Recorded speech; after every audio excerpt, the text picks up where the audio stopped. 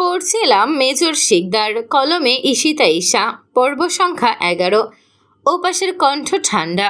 Major Rounak শিকদারের বিষয়ে আপনার সঙ্গে কিছু জরুরি কথা আছে। আপনি কি একা আছেন? তৃণার হাত পা ঠান্ডা হয়ে আসে। বুকের ভেতরটা হঠাৎ করে ধকধক করতে শুরু করে। এসির নিচে বসেও তরতর করে ঘামছে সে। ওড়নার একাংশ দিয়ে কপাল মুছে নিল। ইতোমধ্যে গলা শুকিয়ে কাটকাট। সে একটু থেমে সাবধানে প্রশ্ন করে, আপনি কে? ওপাশে কয়েক সেকেন্ড নীরবতা। তারপর লোকটা ধীরে উত্তর দেয়, আপনি আমাকে চেনেন না, কিন্তু আমি আপনাকে চিনি মিসেস শিকদার। কথাটা বলার পর মনে হলো লোকটা শব্দহীন হাসছে। তৃণার ভ্রু কুঁচকে যায়। কি বলতে চান? প্রথমে একটা প্রশ্নের উত্তর দিন। আপনার কি মনে হয় আপনার বিয়েটা খুব স্বাভাবিকভাবে হয়েছে? প্রশ্নটা শুনে তিনি এক মুহূর্ত চুপ করে যায়। গলা আবারও শুকিয়ে আসে। মাথার ভিতর টিপ টিপ করছে। সে কঠিন গলায় উত্তর দেয়, আমি এসব নিয়ে অপরিচিত কারোর সঙ্গে কথা বলতে চাই না। ওপাশ থেকে মৃদু হাসির শব্দ আসে। আপনি চাইবেন, কারণ সত্যিটা আপনার জানা দরকার।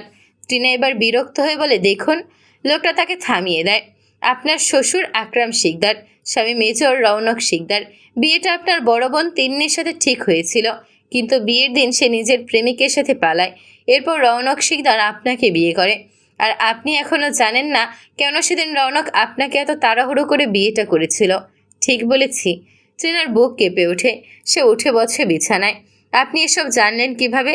লোকটা শান্ত গলায় বলে, কারণ আমি সেই মানুষদের একজন যারা এই খেলাটা অনেক দিন ধরে দেখছে। খেলা? হ্যাঁ, এমন একটা খেলা যেখানে আপনি নিজেই সবচেয়ে গুরুত্বপূর্ণ অংশ। ট্রিনার মাথায় যেন আরও ঝিমঝিম করে ওঠে। সে ধীরে বলে, আপনি কি বলতে চাইছেন? ওপাশের কণ্ঠ এবার আরও নিচু হয়। আপনার জীবন এখন বিপদের মধ্যে আছে মিসেস শিকদার। ট্রিনার আঙুল শক্ত হয়ে যায় ফোনের চারপাশে। কিসের বিপদ? যে কারণে আপনাকে রৌনক শিকদার বিয়ে করেছেন সেই কারণেই। ট্রিনার বুক ধক করে ওঠে। মানে? লোকটা ধীরে ধীরে বলে, আপনি কি সত্যিই মনে করেন রৌনক শিকদার পরিস্থিতিতে পড়ে আপনাকে বিয়ে করেছে? প্রশ্নটা সরাসরি এসে আঘাত করে তৃণাকে। সে কিছু বলতে পারে না, নিজেও এসবের কারণ জানে না। রৌনক কখনোই তাকে কিছু বলেনি, সবসময় এড়িয়ে যায়। ওপাশের কণ্ঠ আবার শোনা যায়, আপনাকে বিয়ে করা ছিল একটা পরিকল্পনা। অবশ্য আপনার জায়গায় আপনার বোন থাকলেও এই পরিকল্পনার অংশ হতেন। সে পালিয়ে বেঁচে গেছে, তবে আপনি ফেঁসে গেছেন মিসেস শিকদার। ফেঁসে গেছেন একটা স্বার্থপর খুনি পরিবারের জালে। টিনার মাথা ঝিম ধরে যায়। তার মস্তিষ্ক কাজ করা বন্ধ করে দিয়েছে।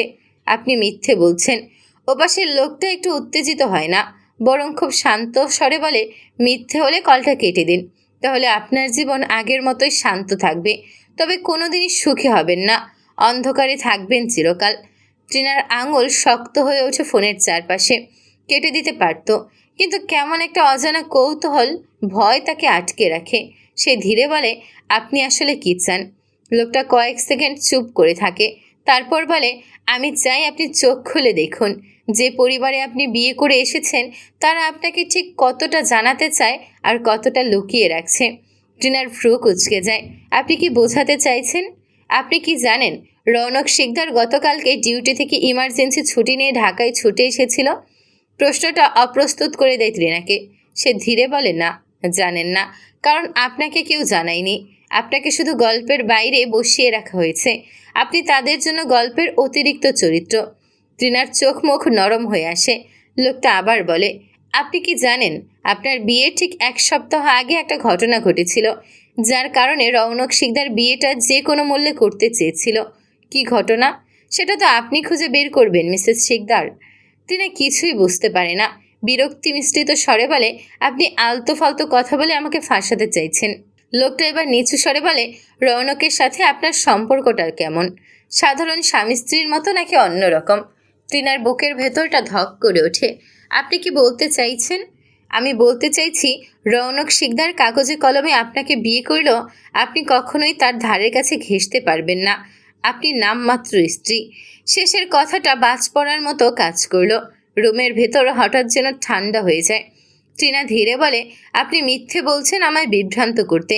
আমি এসব কিছুই বিশ্বাস করি না। লোকটা এবার খুব স্পষ্ট করে বলে, ঠিক আছে, করতে হবে না বিশ্বাস। জানেন কি, আপনাকে শিকদার পরিবারে আনা হয়েছিল একটা কারণে। কি কারণ? কয়েক সেকেন্ড নীরবতা বয়ে যায়। তারপর লোকটা বলে, কারণটা বেশ জটিল, এখন বলার মুড নেই আমার। তৃণার নিঃশ্বাস আটকে যায়। প্লিজ বলুন। ওপাশের কণ্ঠ এবার একেবারে ঠান্ডা হয়ে যায়। মিসেস তৃণা শিকদার, আপনি যতটা ভাবছেন তার থেকেও অনেক বেশি বিপজ্জনক এক খেলায় ঢুকে গেছেন। তৃণার হাত কাঁপছে। সে ধীরে প্রশ্ন করে, আপনি কে? লোকটা এবার হালকা হেসে উত্তর দেয়, আজকে জানার দরকার নেই, সময় হলেই জানতে পারবেন। তৃণা কিছু বলার আগেই লাইনটা হঠাৎ কেটে যায়। ফোনের স্ক্রিন নিভে যায়। রুমের ভেতর হঠাৎ অদ্ভুত নীরবতা নেমে আসে। এসির মৃদু শব্দ ছাড়া আর কিছুই শোনা যায় না। তৃণা কয়েক সেকেন্ড স্থির হয়ে বসে থাকে। ফোনটা এখনও তার কানে ধরা। ধীরে ধীরে ফোনটা কানে থেকে নামায় সে। তার বুকের ভেতরটা অস্বাভাবিক দ্রুত ওঠানামা করছে। আপনি নামমাত্র স্ত্রী, কথাটা বারবার কানে বাজতে থাকে। তৃণা চোখ বন্ধ করে মাথা ঝাঁকায়। না, এসব বাজে কথা, সম্পূর্ণ মিথ্যা। কিন্তু তবুও লোকটার বলা কিছু কথার অদ্ভুত মিল আছে। রৌনকের আচরণ, তাদের মধ্যকার দূরত্ব, হঠাৎ করে রৌনক তাকে বিয়ে করা, সব কিছু একটার সাথে অপরটা কানেক্টেড। মাথার ভেতরটা আরও ভারী হয়ে ওঠে। সে ধীরে ফোনের স্ক্রিনে চোখ রাখে। কল লিস্টে নাম্বারটা দেখার চেষ্টা করে। বিদেশি একটা নাম্বার। তৃণা তাড়াতাড়ি কল ব্যাক করে। কয়েক সেকেন্ড রিং হয়। তারপর অপর পাশ থেকে ইংরেজিতে বলে, the number you are trying to call is currently switched off. তৃণার বুকের ভেতরটা আবার ধক করে ওঠে। সে ধীরে ফোনটা বিছানার ওপর রেখে দেয়। দুই হাত দিয়ে কপাল চেপে ধরে। মাথার ভেতর যেন ঝড় বইছে। আপনাকে শিকদার পরিবারে আনা হয়েছিল একটা কারণে। প্রশ্নটা মাথার ভেতর চড়াও হয়। আসলেই তাকে কিসের জন্য বিয়ে করেছে রৌনক? আর লোকটা এত কিছু জানলো কিভাবে? তৃণার চোখ হঠাৎ দরজার দিকে যায়। রৌনক অনেকক্ষণ আগেই বেরিয়ে গেছে মিটিং অ্যাটেন্ড করতে। সে বুঝতে পারছে না এই মুহূর্তে কার সাথে এসব নিয়ে কথা বলবে, কিংবা আদৌ কথা বলাটাও ঠিক হবে কিনা। তৃণার মনে হলো জ্বরটা আবারও তাকে পেয়ে বসেছে। সে বালিশে হেলান দিয়ে চোখ বুজে থাকে। রাত অনেকটাই নেমে এসেছে। বাড়ির করিডোরে আলো জ্বললেও চারপাশে এক ধরনের নিস্তব্ধতা ছড়িয়ে আছে। মাহি দরজা ঠেলে তৃণার রুমে ঢোকে। রুমটা আধো অন্ধকার, পর্দা টানা। বিছানায় তৃণা পাশ ফিরে শুয়ে আছে। মাহি ধীরে দরজাটা বন্ধ করে ভাবে তৃণা ঘুমিয়ে পড়েছে হয়তো। সে নিঃশব্দে এগিয়ে এসে দেয়াল হাতে সুইচটা অন করে। আলো জ্বলতেই বিছানার দিকে তাকিয়ে তার ভ্রু কুঁচকে যায়। তৃণা চোখ বন্ধ করে শুয়ে নেই, বরং সোজা তাকিয়ে আছে সিলিংয়ের দিকে। চোখ দুটো অদ্ভুতভাবে স্থির। মাহি একটু চমকে ওঠে। এই, তুই ঘুমাসনি? তৃণা ধীরে তার দিকে তাকায়। না। গলার স্বরটা কেমন নিস্তেজ। মাহি এগিয়ে এসে বিছানার পাশে বসে। তার কপালে হাত দিতেই মুখ কুঁচকে যায়। এই, তোর শরীর তো গরম, সারাদিন জ্বরটা নামেনি? তৃণা চোখ নামিয়ে নেয়। একটুখানি জ্বর, তেমন সিরিয়াস কিছু না। কিছু না মানে? মাহি বিরক্ত হয়। দুপুরে ঠিকমতো খাসনি, ভিজে এসেছিস, তারপর থেকে চুপচাপ শুয়ে আছিস, জ্বর হবেই তো। তৃণা কিছু বলে না। মাহি উঠে দাঁড়ায়। তোর জন্য স্যুপ রান্না হচ্ছে, মা বানাচ্ছে। দুপুরে তো কিছু খেলি না, এখন খেয়ে নিবি। তৃণা সঙ্গে সঙ্গে মাথা নাড়ে। খেতে ইচ্ছা করছে না। মাহি চোখ বড় করে তাকায়। ওটা তোর ইচ্ছার ব্যাপার না, আমি বলছি আমার কথা শুনবি। সারাদিন তুই তোর মতো কাটিয়েছিস, এখন আর তোর কথা শুনবো না। মাহি প্লিজ। কোনো প্লিজ না। মাহি হাত তুলে থামিয়ে দেয় তাকে। আমি এখনই নিয়ে আসছি, বসে থাক। কথা শেষ করে সে রুম থেকে বেরিয়ে যায়। দরজা বন্ধ হতেই রুমটা আবার নিস্তব্ধ হয়ে যায়। তৃণা ধীরে চোখ বন্ধ করে। মাথার ভেতর আবার সেই অচেনা লোকটার কথাগুলো ঘুরপাক খাচ্ছে। তার বুকের ভেতর অদ্ভুত একটা চাপ তৈরি হয়। সে শক্ত করে চাদরটা মুঠো করে ধরে। কিছুক্ষণ পর দরজা খোলার শব্দ হয়। তৃণা, রিশানের কণ্ঠে পুরো রুমটা হঠাৎ প্রাণ ফিরে পায়। মাহি ট্রে হাতে ঢোকে, আর তার পিছনে রিশান দৌড়ে আসে। রিশান সরাসরি বিছানায় উঠে পড়ে। তৃণা, তুমি অসুস্থ? তৃণা অবাক হয়ে তাকায়। কে বলল? রিশান গম্ভীর মুখে বলে, ড্যাডি বলেছে।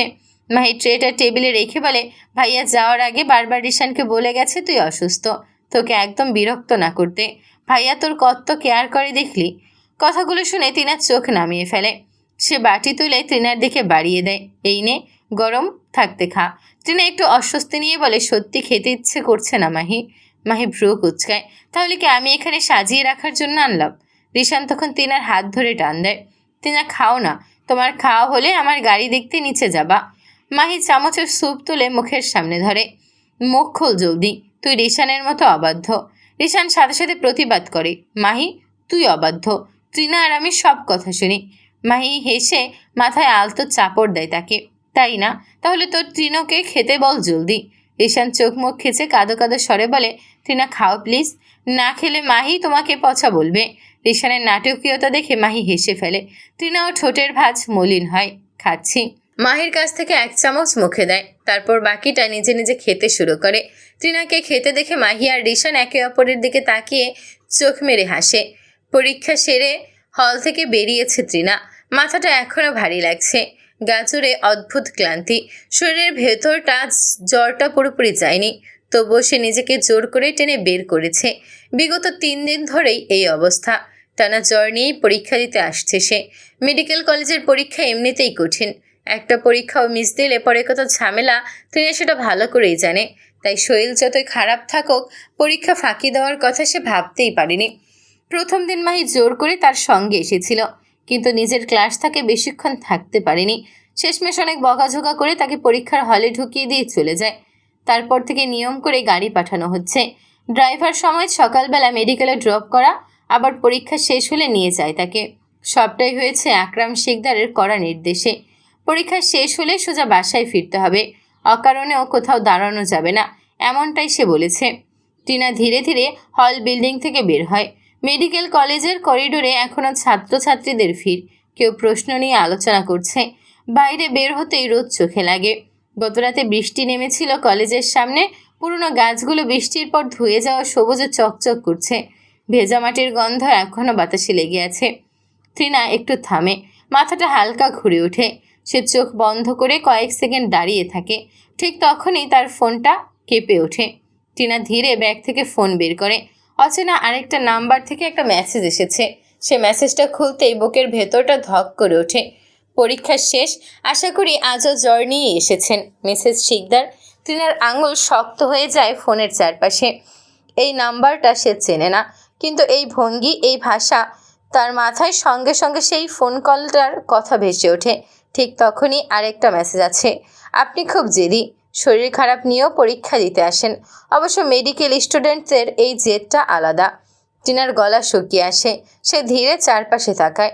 কলেজ গেটের সামনে ভিড়, ছাত্রছাত্রীদের আনাগোনা, কিন্তু হঠাৎ করেই তার মনে হয় কেউ যেন তাকে লক্ষ্য করছে খুব কাছ থেকে। ফোনটা আবার কাঁপে ওঠে। চারপাশে তাকিয়ে লাভ নেই। আমি আপনাকে দেখছি, কিন্তু আপনি আমায় দেখতে পারবেন না।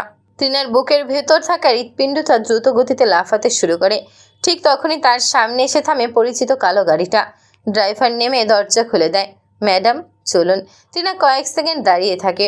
তার ফোনটা আবার কেঁপে ওঠে। শেষ মেসেজটা ভেসে ওঠে। আজকে বাড়ি গিয়ে আপনার স্বামীকে একটা প্রশ্ন করবেন, তিনি আপনাকে কেন বিয়ে করেছিলেন। টিনার বুকের ভেতরটা আবার ধক করে ওঠে। আর এক মুহূর্ত না দাঁড়িয়ে দ্রুত গাড়িতে উঠে বসে সে।